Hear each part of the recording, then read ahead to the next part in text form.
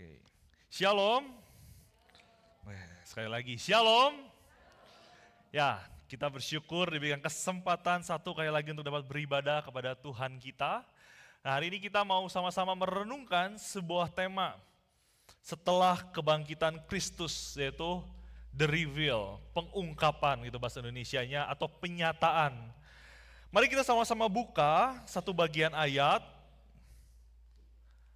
dari Lukas 24 ayat 13 sampai yang ke-35. Gak apa-apa, getar dikit biar jantungnya semangat ya. Yuk kita buka dari Lukas 24, bagian terakhir daripada Injil Lukas, buku Lukas yang pertama. Lukas 24 ayat 13 sampai 35. Cukup panjang, oleh sebab itu saya rindu untuk membaginya ke dalam 4 bagian. Jadi Alkitabnya terus dibuka, kita akan terus membaca di dalam setiap partnya. Kita akan membaca satu bagian yang pertama, yaitu Lukas yang ke-24 ayat 13 sampai yang ke-16. Mari kita baca secara bergantian. Saya ayat 13, Bapak Ibu sekalian 14, saya 15, kemudian Bapak Ibu sekalian ayat yang ke-16. Mari kita baca bersama-sama. Lukas 24 ayat 13 sampai 16. Pada hari itu juga 2 orang dari murid-murid Yesus pergi ke sebuah kampung bernama Emmaus yang terletak kira-kira 11 km dari Yerusalem. Silakan.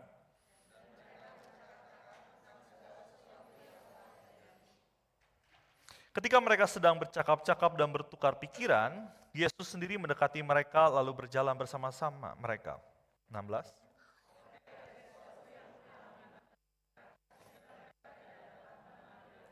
Amin. Demikian jauh dulu bagian yang pertama. Nah Bapak Ibu sekalian, bagian yang pertama ini seperti seolah-olah sebagai setting, mempersiapkan kita untuk masuk ke dalam kisah selanjutnya atau apa kelanjutan daripada ayat ini. Nah ada beberapa hal yang akan saya mention dari part yang pertama ini. Yang pertama, mereka itu adalah murid-murid Tuhan Yesus. 2 orang ini adalah murid-murid Tuhan Yesus. Kalau kita baca ayat sebelumnya, bagian perikop sebelumnya, itu mau menunjukkan bagaimana para murid itu ragu akan kebangkitan Kristus. Dan kita lihat juga di bagian yang ayat ini, 13 sampai 16, itu juga menunjukkan sebenarnya murid-murid Tuhan Yesus itu juga ragu. Tetapi mereka harus pulang. Nah 2 orang ini pas sekali, itu mereka mau pulang ke Emmaus, kira-kira 11 km berjalan kaki. 11 km, cukup jauh tapi tidak terlalu dekat juga kali ya, 11 kilo gitu. Mungkin dari sini ke Mekarwangi. Karena saya pernah ditanya sama sekolah, kira-kira berapa jarak rumahmu dari sekolah? Kurang lebih 10 km waktu itu saya hitung. Jadi bayangkan Bapak Ibu sekalian waktu itu perjalanan dari ke Mekarwangi gitu ya. 11 km. Di dalam perjalanan itu, mereka tuh pulang tepat dituliskan setelah ditemukannya kubur Yesus itu kosong. Sehingga mereka itu pulang di dalam hari yang sama ketika kubur itu ditemukan kosong. Sehingga di dalam perjalanan itu, di dalam 11 km itu, mereka itu berdiskusi dengan begitu alotnya. Dengan suatu pertanyaan gitu ya, kalau di ayat yang Lukas 24, ayat yang ke-12 itu, sebenarnya apa yang terjadi? Itu menjadi pertanyaan mereka. Sebenarnya kemana tubuh Yesus itu? Kemana Yesus Kristus itu? Apakah dicuri ataukah dan lain sebagainya? Ada banyak spekulasi-spekulasi sehingga mereka tuh berdiskusi, berdebat dengan alot di antara mereka berdua. Sepanjang jalan mereka berdiskusi dan yang menarik, Lukas, sang penulis kitab Injil Lukas ini menuliskan keadaan mereka, yaitu apa? Mata mereka tertutup sehingga mereka itu tidak mengenali Yesus. Itu yang pertama, itu settingnya kira-kira ya.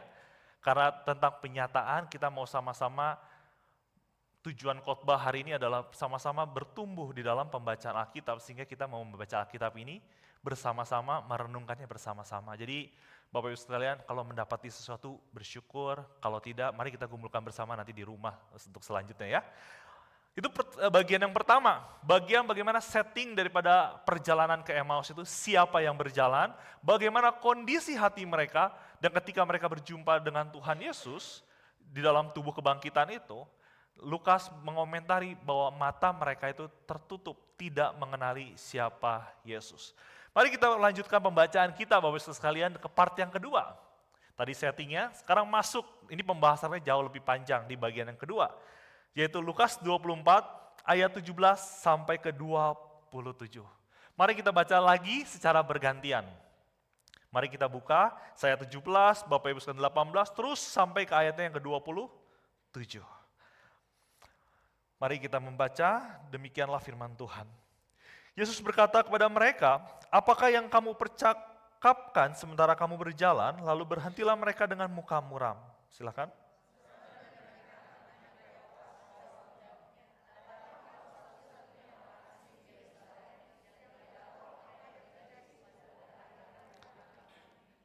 Katanya kepada mereka, apakah itu? Jawab mereka, apa yang terjadi dengan Yesus orang Nazaret?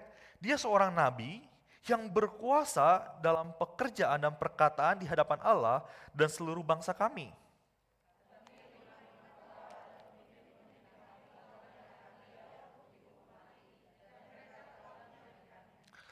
Padahal kami dahulu mengharapkan bahwa dialah yang akan membebaskan bangsa Israel, sementara itu sekarang sudah hari ketiga sejak semuanya itu terjadi.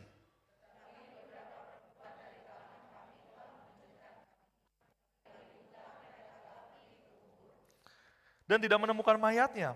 Lalu mereka datang dengan berita bahwa telah kelihatan kepada mereka malaikat-malaikat yang mengatakan bahwa ia hidup.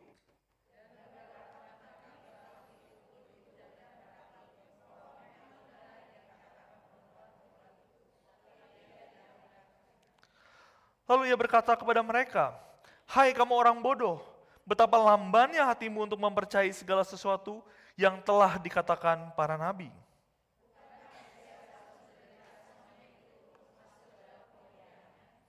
Lalu ia menjelaskan kepada mereka apa yang tertulis tentang dia dalam seluruh kitab suci, mulai dari kitab Musa dan segala kitab nabi-nabi. Nah Bapak-Ibu sekalian, bagian yang kedua saya akan membaginya ke dalam 3 poin itu ya. Yang pertama, kita tadi membaca bagaimana Tuhan Yesus tuh ketika mendatangi mereka, mereka kaget ketika ditanya apa yang sedang kalian obrolkan dan tentang apa, tentang siapa Tuhan, siapakah Yesus itu. Nah Bapak-Ibu sekalian, pertanyaan yang Yesus lontarkan membuat mereka berdua itu heran. Lah, bisa-bisanya ada orang yang gak tahu apa yang terjadi di kota Yerusalem itu. Semua orang di Yerusalem itu tahu apa yang terjadi kepada Yesus, itu yang pertama. Yang kedua, mereka itu di dalam pemikiran mereka, di dalam dua orang murid Tuhan Yesus ini mewakili saya rasa untuk semua para muridnya. Mereka masih percaya atau mereka masih yakin bahwa Yesus adalah nabi yang menyelamatkan mereka dari penjajahan Romawi. Tetapi para tetua-tetua mereka, para guru-guru itu melemparkan dia, membawa Yesus itu ke dalam kematian di atas kayu salib. Itulah yang membuat mereka muram. Kemudian akhirnya ketika mendengar jawaban dari Kleopas dan temannya ini atau rekannya ini di dalam perjalanannya, akhirnya Yesus mengajari mereka tentang dia melalui kitab suci.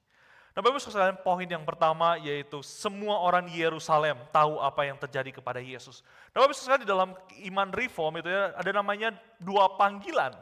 Yang pertama adalah panggilan umum atau general calling untuk panggilan ke semua orang. Hari ini saya berkhotbah kepada Bapak Ibu Saudara sekalian ke semua orang, tapi mungkin ada beberapa dari Bapak Ibu sekalian mungkin tidak percaya, saya tidak tahu. Tapi general calling itu juga diberitakan atau disiarkan kepada semua orang. Kita tahu gitu ya, kan kita di sini minoritas di bangsa Indonesia. Ada mayoritasnya saudara kita agama Muslim. Ya mereka juga mengenal gitu ya, tahu kita tuh orang Kristen yang percaya Tuhan Yesus.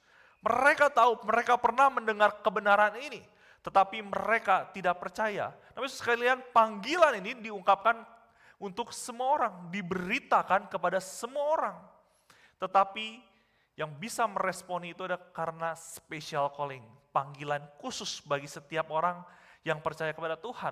Hari ini Bapak Ibu sekalian duduk di tempat ini, bisa percaya kepada apa yang saya katakan tentang Yesus. Dia adalah Tuhan dan Juru Selamat, Dia yang menyelamatkan manusia dari permasalahan dosa. Yesus yang selalu beriringan bersama hidup kita, memberkati kita. Kita bisa percaya itu karena panggilan dari Roh Kudus, karena Roh Kudus yang mengubahkan hati kita. Itu namanya special calling. Oleh sebab itu Bapak Ibu sekalian, panggilan daripada Kristus supaya menyembah Dia untuk percaya kepada Tuhan Yesus itu sudah disiarkan kepada mana. Tetapi hanya sebagian orang-orang yang mau percaya karena ada calling di dalam hatinya. Ada special calling di dalam hatinya. Roh Kudus memanggil orang yang percaya dari dalam diri kita atau hati kita. Oleh sebab itu, kalau kita melihat bagian ini, ya nggak usah heran. Semua orang tahu pada saat itu Yesus itu adalah seorang nabi yang besar, seorang yang melakukan mujizat dan lain sebagainya, tapi tidak mau percaya. Tidak bisa melihat bahwa tujuan daripada Mesias itu datang adalah untuk menderita di atas kayu salib. Sulit sekali pada saat itu untuk percaya, karena waktu itu panggilan itu diberitakan kepada semua orang. Itu yang pertama, kenapa semua orang di Yerusalem tahu apa yang terjadi kepada Yesus. Kemudian yang kedua, Bapak-Ibu sekalian, yang kedua ini, kita tadi kan membaca bahwa orang-orang Yerusalem pada saat itu tahunya atau yakin, percaya bahwa Yesus itu adalah seorang nabi, seorang guru, seorang nabi yang berkuasa. Dia yang bisa menyembuhkan orang sakit, yang buta bisa melihat, yang lumpuh berjalan, yang kusta bisa jadi tahir, disembuhkan. Kita bisa melihat bahwa Kristus bisa melakukan berbagai mujizat, berkenan di hadapan Allah, dan ketika Dia mengajar, para murid itu bersaksi bahwa ada sesuatu yang berbeda dari pengajarannya. Bapak-Ibu sekalian, mereka tapi percayanya bukan menyelamatkan manusia dari dosa, tetapi mereka orang-orangnya itu percayanya apa? Mereka dipercaya bahwa Yesus menyelamatkan mereka dari penjajahan Romawi. Mereka itu mau bebas. Seolah-olah mereka itu menciptakan gambaran Yesus sendiri. Bapak-Ibu sekalian, bukankah ini jadi suatu hal yang permasalahan yang ada di dalam keseharian kita? Gambaran seperti apa yang gambaran seperti apa yang kita percayai tentang Yesus? Apakah Yesus yang selalu kompromi dengan segala dosa kita? Apakah Yesus yang selalu harus memberkati kita setiap hari? Apakah Yesus yang seharusnya selalu setiap hari bersama-sama dengan kita, meluruskan jalan kita setiap harinya? Jangan-jangan kita telah menggambar Kristus kita sendiri. Itu yang seharusnya juga kita tanya ketika kita membaca bagian ini. Yesus seperti apa yang kita percayai? Jangan-jangan gambaran kita, imajinasi kita tentang Tuhan Yesus itu dibentuk oleh dunia ini. Seberapa banyak ketika kita dibentuk oleh dunia ini, contohnya salah satunya adalah kita kalau pakai handphone hari ini kita segala sesuatu dengan cepat. Kereta api cepat aja sekarang ada gitu kan, bus gitu ya, setengah jam nyampe ke Jakarta. Kita terus dituntut oleh dunia itu harus cepat dari satu tempat ke tempat yang lain, kerja ini kerja itu semuanya harus cepat. Tapi Alkitab menyatakan bukankah ada hal-hal yang perlu kita nikmati di dalam prosesnya itu. Misalkan pertumbuhan di dalam iman kita. Ketika kita diam merenung, membaca Alkitab, kita butuh proses di dalamnya. Butuh waktu untuk merenungkan kebenaran firman Tuhan, bukan? Seberapa sering kita ketika membaca firman Tuhan, aku mau tahu segera apa yang ingin kau sampaikan kepadaku hari ini langsung. Melalui khotbah yang ada, melalui misalkan ketika renungan di cross-cross yang ada, di komsel-komsel yang ada. Kita harus tahu, Tuhan hari ini Tuhan mau ngomong apa, hari ini saya mau tahu. Padahal mungkin firman Tuhan hari ini disampaikan untuk minggu depan, 2 minggu lagi, tahun depan. Bisa jadi pengingat bagi kita, oh waktu itu Pendeta Wilfried pernah khotbahin ini, hari ini saya bisa melakukan, merespon dengan suatu hal, masalah dengan benar, karena saya diingatkan Roh Kudus tentang khotbah dari Pendeta Wilfried. Ada butuh proses yang mungkin hari ini kita merasa, kok nggak relate gitu ya khotbah ini dengan saya hari ini. Misalkan biarlah kita tetap mau berproses, kita mau terus ada di dalam suatu imajinasi gambaran tentang Yesus yang tepat. Dia adalah Tuhan dan Juru Selamat kita. Nah ketika kita punya gambar yang salah, Kristus itu langsung gitu ya, meresponi juga gambaran yang salah tentang dirinya kepada Kleopas dan juga rekannya ini. Yesus langsung mengajar melalui kitab suci. Nah Bapak-Ibu sekalian, kitab suci yang diomongkan waktu itu kan perjanjian baru belum ada, Tuhan Yesus kan baru datang gitu ya ke dalam dunia ini, surat-surat itu belum ada. Perjanjian baru itu belum ada. Yang ada itu apa? Tanak, bukan Thanos. Nggak apa-apa lah ya, jokes sedikit ya. Nah, Tanak gitu ya, cuman itu yang kepikiran soalnya. Ya, Tanak gitu, itu tuh sebenarnya singkatan atau gabungan dari 3 hal, itu Tanak, Torah, Nevi'im, dan Ketuvim. Itu Torah itu apa? Taurat atau hukum-hukum atau 5 kitab Musa yang di awal, Kejadian, Keluaran, Imamat, Bilangan. Satu lagi apa? Puji Tuhan, ada yang jawabnya berarti masih ingat baca Alkitabnya ya. Kejadian, Keluaran, Imamat, Bilangan, Ulangan, itulah Torah, 5 kitab Musa. Kemudian Nevi'im itu kitab para nabi. Kitab para nabi yang kecil-kecil dan juga yang besar. Itu bukan disebut nabi kecil atau besar bukan karena badannya, karena tulisannya besar. Bisa ingat ya, kalau kita lihat Yesaya, Yeskiel itu kan pasalnya banyak-banyak, beda sama Obaja yang dikit-dikit. Nah itu kenapa disebut besar dan kecil. Dan juga Ketuvim itu apa? Tulisan-tulisan kayak Amsal, Mazmur, tulisan-tulisan, karangan-karangan itu. Ini yang sudah ada pada saat itu zaman Tuhan Yesus, sudah rampung gitu ya. Perjanjian lama itu sudah ada tapi urutannya memang berbeda. Kalau Bapak Ibu membaca kitab orang Yahudi, isinya sebenarnya sama, tapi urutannya yang aja berbeda. Karena ada hal-hal yang lain yang dipertimbangkan gitu. Nah Bapak Ibu sekalian, hal ini menyebutkan apa? Tuhan Yesus berkatakan, lalu Ia menjelaskan kepada mereka apa yang tertulis tentang Dia dalam seluruh kitab suci. Mulai dari kitab nabi-nabi ya ini. Torah, Nevi'im, Ketuvim, Tanak. Hal itu membuktikan apa Bapak Ibu sekalian? Semua kitab yang ada di dalam kitab perjanjian lama dan perjanjian baru itu sama-sama penting. Sama-sama harus kita baca, walaupun seringkali nyampe kitab Imamat, kita berhenti. Karena kitab Imamat itu ngomongin apa? Pembangunan ini, penetapan imam dan lain sebagainya. Serasa jauh sekali daripada kehidupan kita.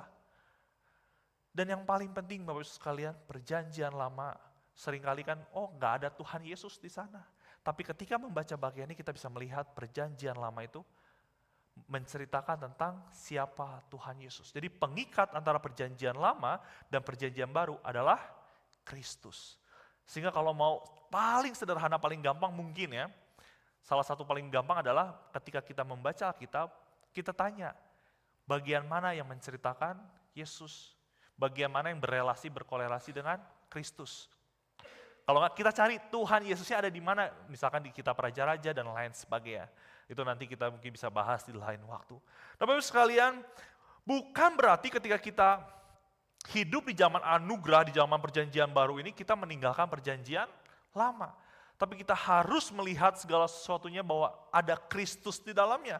Dan ini bukan berarti Bapak Ibu sekalian, pribadi-pribadi yang lain, yaitu pribadi Bapa dan juga Roh Kudus itu tidak penting, tetapi untuk mengenal Bapa dengan baik, dan juga mengenal pribadi Roh Kudus dengan baik, kita harus mengenal Kristus dengan baik.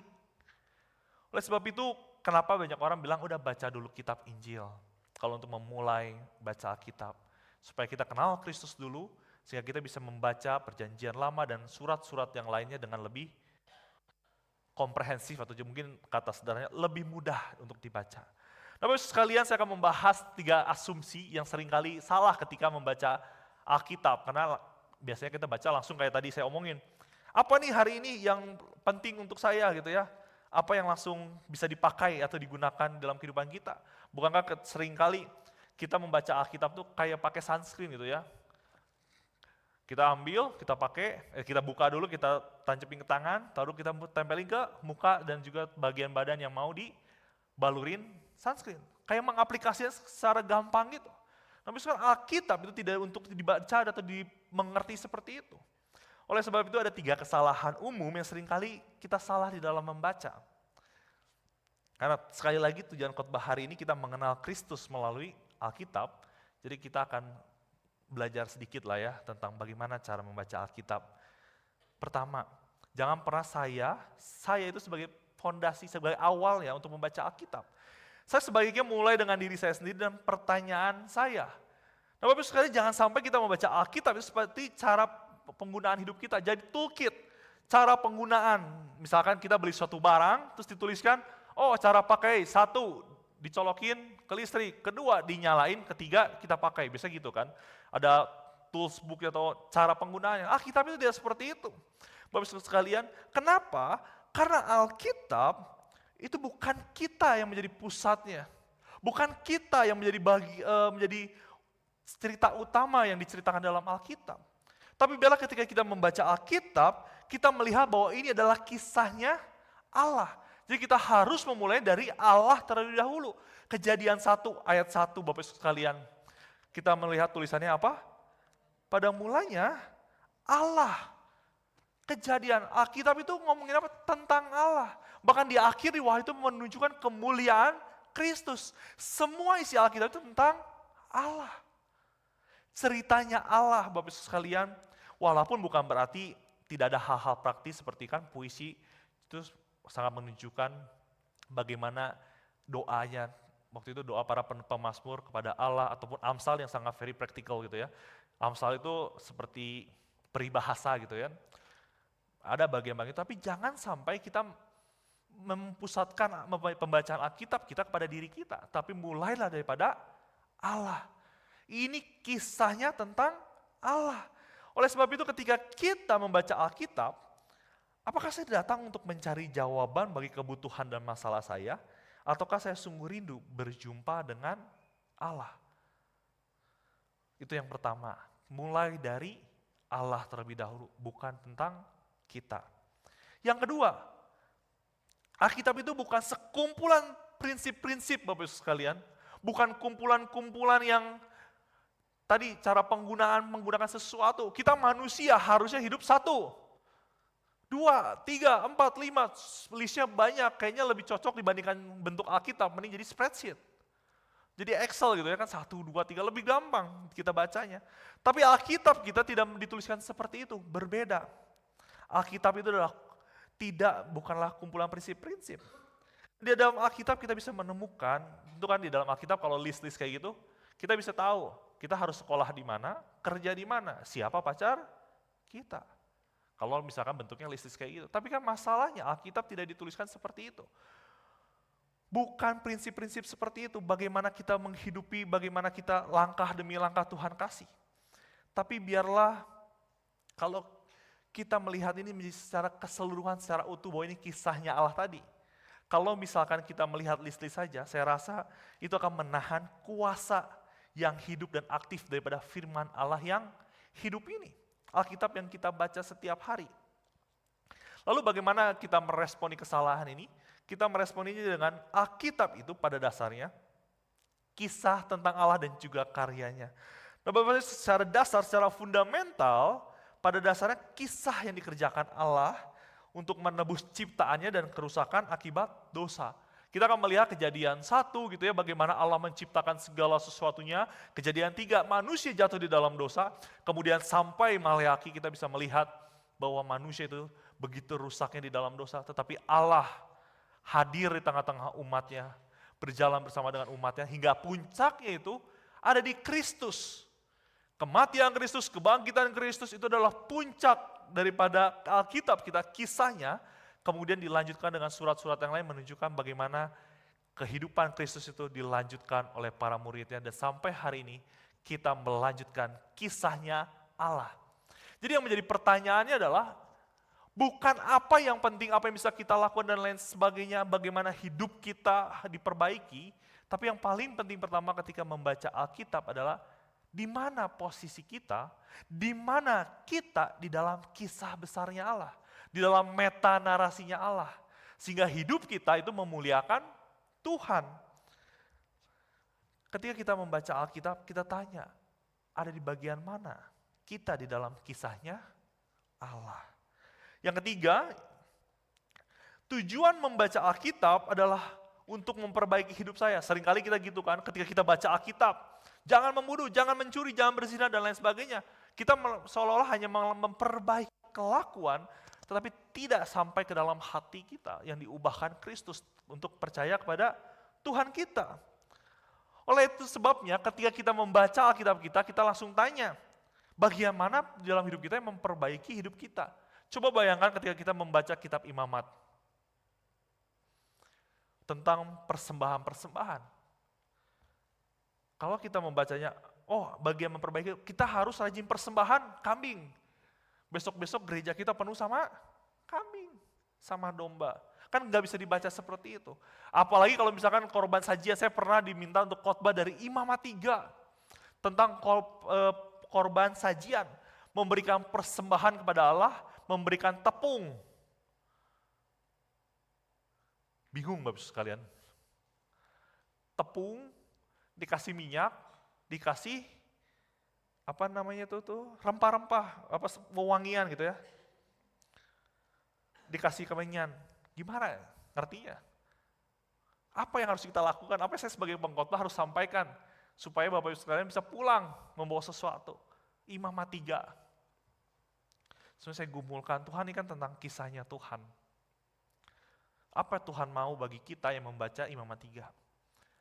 Tiba-tiba ketika saya membaca, merenungkan, studi lebih lanjut tentang hal itu, tiba-tiba ada satu kalimat gini, ini adalah persembahan yang tidak mematikan nyawa. Kalau yang lain kan kambing, domba, burung merpati, itu kan dimatiin kan jadi persembahan. Tapi ini saja kan gak dimatiin. Apa nih yang korelasinya? Ternyata dikorelasikan dengan Roma 12 ayat 1, tubuh kita yang masih hidup. Jadi persembahan yang hidup. Wah, itu luar biasa sekali bukan? Kalau misalkan kita bisa melihat ini secara utuh Alkitab kita, yang lain menjelaskan yang lain dari bagian Alkitab kita, dan ini berbicara tentang apa yang Tuhan mau. Kalau bayang imamat langsung kita baca terus kita praktikkan, ini tentang saya harus melakukan ini, memperbaiki kelakuan saya saja, ya udah, yang betul adalah kita datang ke gereja ini bawa, kalau nggak bawa kambing, domba, tepung. Nanti Bu Priska yang bikinin kuehnya. Kan Bapak sekalian, makanya itu ketika kita baca Alkitab, biarlah kita belajar hari ini. Jadi nggak usah bingung-bingung lagi gitu ya. Tanya dulu Tuhan di mana, kita ada di mana ceritanya Tuhan, dan biarlah tujuan membaca Alkitab kita itu bukan memperbaiki perilaku kita, tetapi menjalin relasi dengan Tuhan. Ketika kita membaca firman Tuhan, Bapak Ibu sekalian,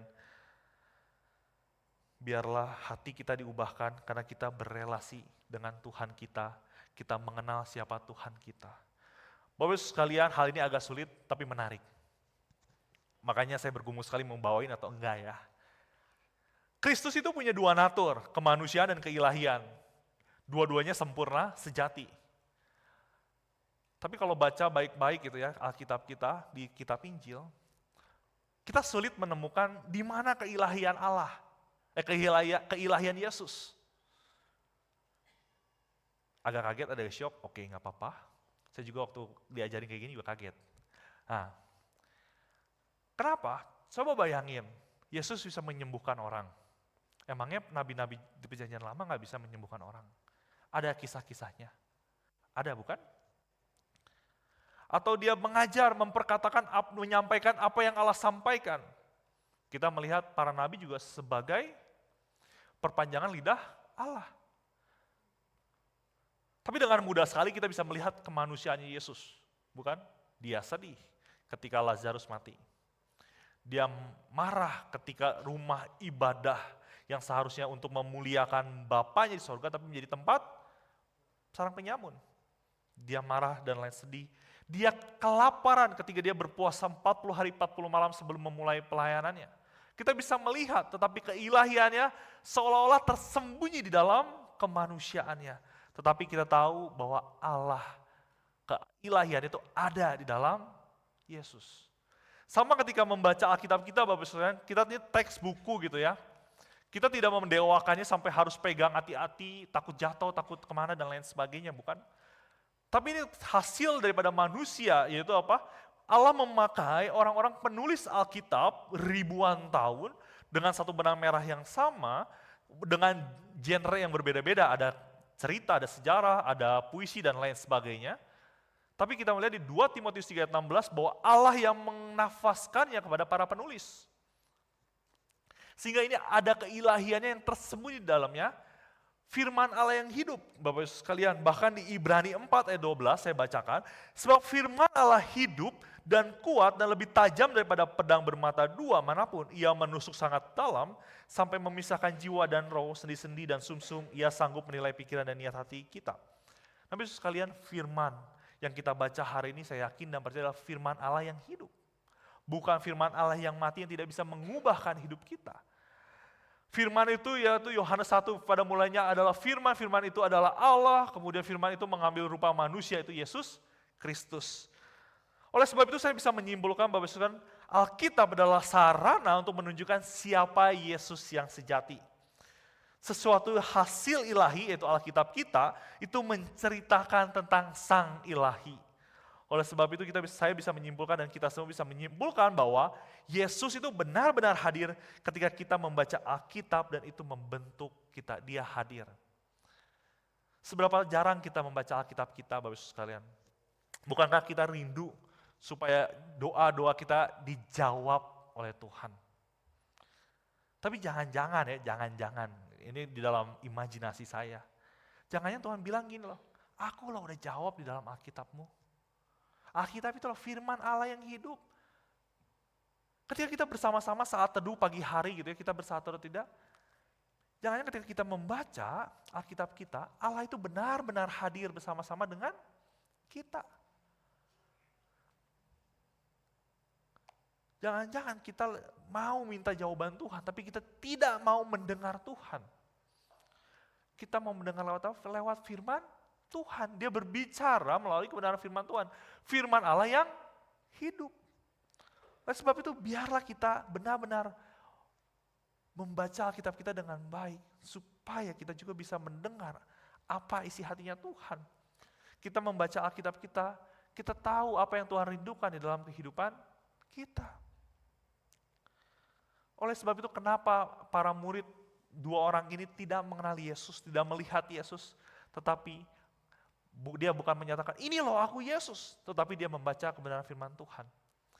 Seolah-olah Lukas itu menuliskan untuk mempersiapkan kenaikan Kristus, dan supaya firman Allah itu hidup, melanjutkannya di dalam kehidupan para murid-muridnya. Itu bagian yang kedua Bapak Ibu sekalian. Bagian yang ketiga, agak panjang, tapi semoga kita bisa menikmati semuanya ya. Ayo Bapak Ibu kita buka Alkitab kita lagi, part yang ketiga. Kita mau baca Lukas 28 ayat 32. Perjalanan ke Emmaus ini singkat, tapi begitu padatnya. Lukas ini sangat pintar sekali, dan Tuhan bersyukur menuntunnya. Mari kita baca bersama, Lukas 24 ini, saya ayat 28, Bapak Ibu 29, terus sampai ayat yang ke-32 ya. Mari kita baca, demikian firman Tuhan. Mereka mendekati kampung yang mereka tuju, lalu ia berbuat seolah-olah hendak meneruskan perjalanannya. Silakan.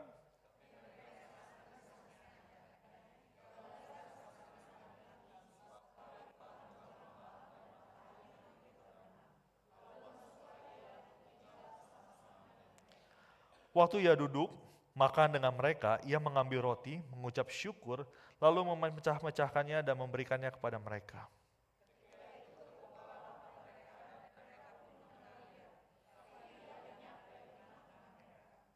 Kata mereka seorang pada yang lain, bukankah hati kita berkobar-kobar ketika ia berbicara dengan kita di tengah jalan, dan ketika ia menerangkan kitab suci kepada kita. Nah Bapak sekalian, menarik gitu ya, sampai 32 ini. Hal menarik yang pertama adalah Yesus itu kan tamu di rumah para muridnya kan.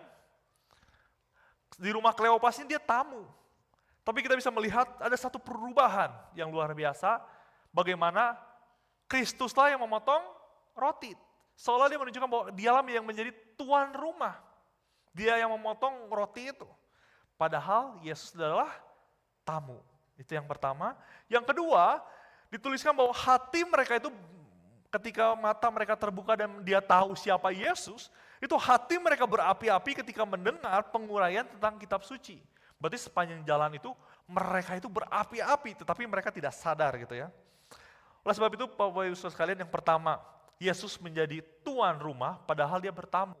Ada banyak orang yang menafsirkan ini aneh gitu ya.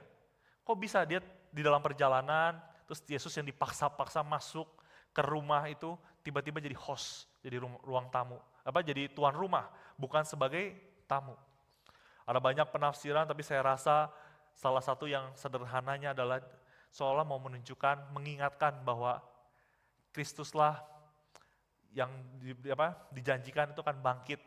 Ingatlah akan aku, kita biasa Paul kan kalau lagi perjamuan kudus, memecah-mecahkan roti, nah kurang lebih seperti itu.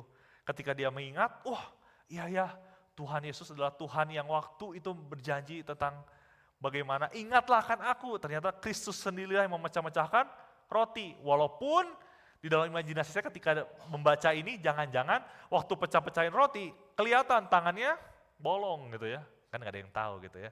Tapi kita membaca hari ini gitu ya, bagaimana itu suatu penetapan perjamuan kudus, seolah-olah mengingat Kristus gitu ya, bahwa Kristus, kematian Kristus, ingatlah akan itu, sehingga murid-murid teringat bahwa yang mengobrol dengan dia adalah Kristus. Dan sebenarnya ini juga bagian yang kita lihat nanti Kisah Para Rasul 2 ayat 47 sampai 42 sampai 47, itu kehidupan gereja mula-mula, yaitu berkumpul di bait suci dan kemudian memecah-mecahkan roti secara bergantian di rumah jemaat masing-masing. Nah, itu menunjukkan bahwa Kristus itu seolah-olah menunjukkan dirinya sudah bangkit gitu ya. Kristus yang menjadi host, jadi tuan rumah pada saat itu yang pertama, dan yang kedua itu adalah hati. Bagian yang paling pertama berubah itu adalah hati. Ketika dia mendengarkan uraian firman Tuhan, hati mereka itu berapi-api. Saya rasa mungkin ini menjadi satu tanda yang harusnya kita miliki juga gitu. Apakah ketika kita membaca Alkitab, ketika mendengarkan penguraian firman Tuhan melalui khotbah, kita berapi-api, hati kita pengen tahu apa yang pengen Tuhan sampaikan kepada kita, apa yang Allah ingin ceritakan kepada kita. Apakah kita berapi-api untuk membaca dan mendengarkan firman Tuhan? Seharusnya itu bisa menjadi pertanyaan kita. Apakah kita benar-benar percaya sama Tuhan kita? Apakah kita benar-benar mengasihi Tuhan kita? Dengan satu tanda, apakah hati kita berapi-api untuk mendengarkan dan juga membaca firman Tuhan? Kita terus harus bertanya, apakah api itu ada di dalam hati kita? Nah, sekalian mungkin agak sulit, tapi saya menyimpulkannya dari pemikiran Marshall gitu ya. Next. Nah, dia berkata di dalam pembacaan firman dan juga di dalam pemecahan roti itu, Allah yang hidup, Allah yang bangkit itu akan tetap ada sampai hari ini, meskipun tidak terlihat.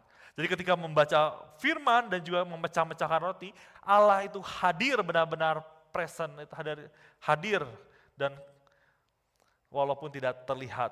Kenapa saya menggunakan bahasa Inggrisnya? Saya terkagum dengan kata present ini. Present itu kalau diterjemahkan apa misalnya hadir atau presence, hadiah kata bendanya. Atau menerangkan kata waktu, present hari atau sekarang, now, to be present, sampai continue to be present kalau yang katakan sampai sekarang. Tapi biarlah ketika kita memecah-mecahkan roti, ketika kita membaca firman Tuhan, kita itu benar-benar tahu bahwa Allah, Yesus itu hadir bersama-sama dengan kita. Sebagai apa? Sebagai suatu kehadiran yang nyata walaupun tidak terlihat. Yang kedua, itu sebagai hadiah bagi kita, sebagai presence, dan juga sebagai present, benar-benar sekarang itu hadir. Sekarang saat ini, ketika kita berkumpul di sini membaca firman Tuhan dari Lukas 24 ini, Tuhan hadir di antara kita. Benar-benar hadir secara roh walaupun mungkin tidak kita lihat. Allah itu benar-benar hadir sebagai hadiah buat kita, benar-benar hadir sekarang saat ini. Biarlah hari ini kita benar-benar mempercayai bahwa Kristus itu benar-benar hadir. Dan yang terakhir, bagian yang keempat, mari kita melihat Alkitab kita, dan saya rindu untuk membacakannya bagi kita semua. Demikianlah firman Tuhan, Bapak Saudara. Lalu bangkitlah mereka dan terus kembali ke Yerusalem. Di situ mereka mendapati ke-11 rasul itu dan orang-orang yang ada bersama-sama mereka sedang berkumpul. Kata mereka, sesungguhnya Tuhan telah bangkit dan telah menampakkan diri kepada Simon. Lalu kedua orang itu pun menceritakan apa yang terjadi di tengah-tengah jalan dan bagaimana mereka mengenali dia pada waktu ia memecah-mecahkan roti. Nah, Bapak Ibu, setiap orang yang benar-benar apinya, hatinya itu berapi-api, hatinya diubahkan, itu seolah-olah punya suatu hal yang meluap-luap dalam dirinya yang harus keluar, yaitu apa? Pemberitaan atau kesaksian. Sehingga setiap kita yang percaya kepada Tuhan seharusnya menjadi saksi Kristus dimanapun kita berada. Itu yang pertama. Mereka itu segera bangkit ketika mereka menyadari Yesus ada di tengah-tengah mereka menjadi seorang tuan rumah. Kemudian dia akan menghilang mereka sadar, mereka langsung segera pergi ke Yerusalem. 11 kilometer lagi dia pulang, lari lagi ke kota Yerusalem. Mereka berapi-api juga untuk membagikannya kepada orang di sekitar kita. Yang kedua, ada hal yang unik lagi Bapak sekalian, yaitu apa? Orang-orang itu berkata, sesungguhnya Tuhan telah bangkit dan telah menampakkan diri kepada Simon Japutra, kan enggak gitu ya. Simon Petrus, Om Xiaocung maksudnya itu ya, kalau nggak ada yang kenal nama Indonesianya. Padahal kalau kita baca secara berurutan Lukas, para murid itu belum percaya, belum melihat. Bahkan Petrus itu ketika di dalam keraguannya pergi ke kubur yang kosong itu Petrus itu hanya melihat kain pembungkus saja. Belum percaya, belum berjumpa dengan Tuhan. Lalu kenapa ditulis seperti itu? Ini itu sebenarnya info gitu, kutipan pengakuan gereja mula-mula pada saat itu. Yang ada di dalam Alkitab kita itu 1 Korintus 15 ayat 3 sampai 8.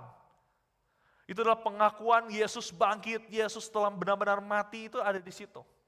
Bapak sekalian, pengakuan iman gereja mula-mula sama seperti kita, yaitu mengakui pengakuan iman rasuli. Kurang lebih seperti itu. Makanya dikutip supaya ketika orang-orang yang membaca, yaitu Theophilus, Lukas itu tujuan penulisannya untuk Theophilus, dia tahu, oh ternyata Kristus benar-benar bangkit seperti apa yang diungkapkan setiap kali mungkin mereka beribadah, itu pengakuan iman mereka.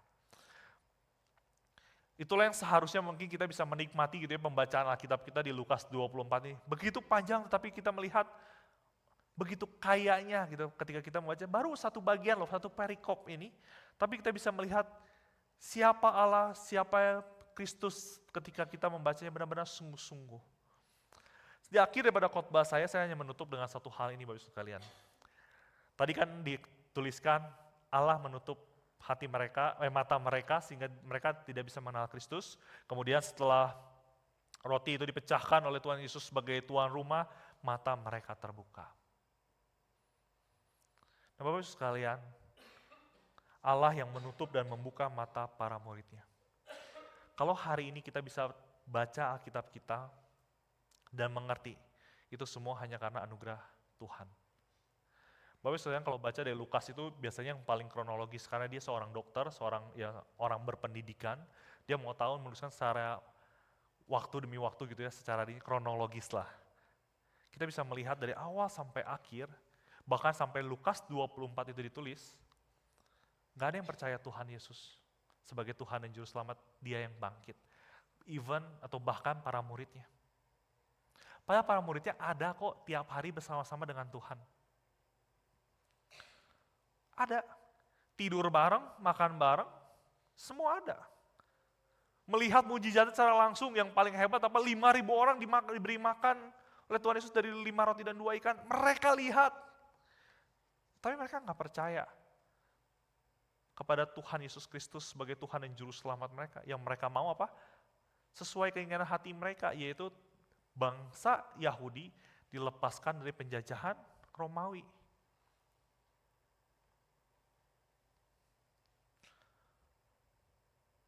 Itu yang terjadi di kitab Lukas itu.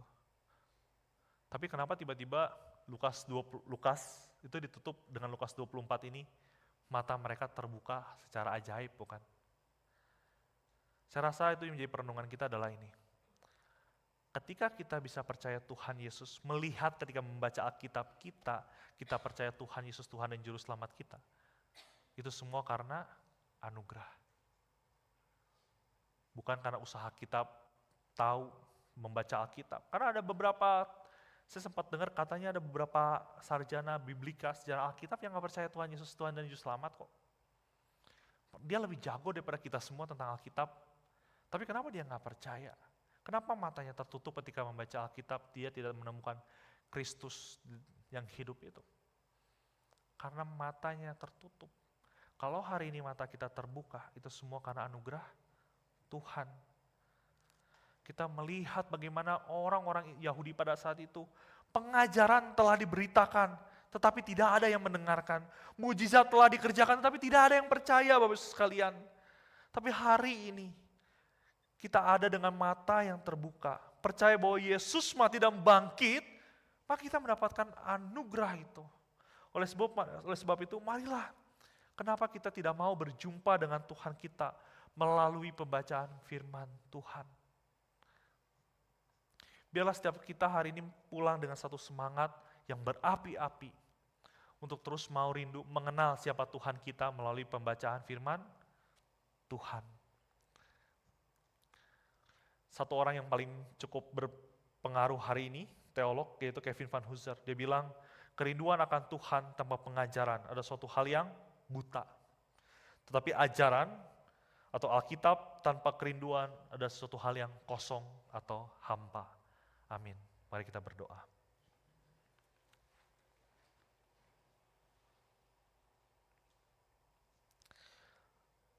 Bapak, kalau hari ini kami ada di tempat ini sebagaimana kami ada, kami bisa melihat bahwa Engkau adalah Tuhan dan Juru Selamat atas hidup kami. Semua hanya karena anugerah Tuhan. Ampunilah kami ketika kami malas membaca kebenaran firman-Mu. Kami tidak mau untuk membaca firman Allah yang hidup itu, yang mengubah hati kami, yang mengubah diri kami semakin hari semakin serupa Kristus. Ampunilah kami ketika kami memperlakukan kitab suci kami ini hanya sebagai tools, yaitu supaya kami bisa hidup bermanfaat, hidup semakin baik. Tapi biarlah ketika kami membaca kitab suci yang telah Engkau sediakan ini, kami bisa mengenal Engkau, siapa Tuhan kami, semakin hari semakin dalam, dan kami mengasihi Engkau, semakin hari semakin mengasihi Engkau. Terima kasih ya Bapa, ini seru doa kami, demi Yesus Kristus kami berdoa dan mengucap syukur. Amin. Terima kasih, Tuhan Yesus memberkati.